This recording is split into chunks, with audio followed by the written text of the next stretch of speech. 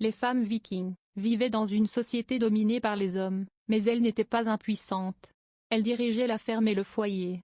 Surtout lorsque les hommes étaient partis combattre seuls. Elles étaient responsables de la production textile. Elles inculquaient oralement les valeurs sociales et morales à leurs enfants. Elles avaient également des droits, comme le divorce.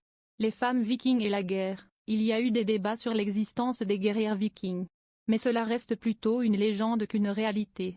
Certaines femmes vikings quittaient la Scandinavie, pour participer à la colonisation des territoires vikings à l'étranger, qui s'étendaient du Groenland, de l'Islande et des îles britanniques à la Russie.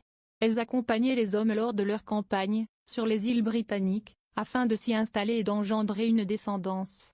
Des recherches ont montré que les mailles des dents étaient relativement égales chez les deux sexes, ce qui peut signifier que les femmes avaient accès à autant de ressources et de nourriture que les hommes. Notons qu'elles avaient plus de chances que les femmes des pays voisins. Il est probable que dans certaines circonstances, les femmes de la Neustrie aient été désavantagées par rapport aux hommes en termes d'accès à la nourriture et aux ressources.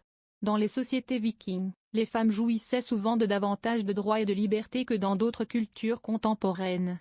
Elles pouvaient parfois posséder des terres, participer aux activités commerciales et même prendre part aux décisions politiques dans certaines communautés.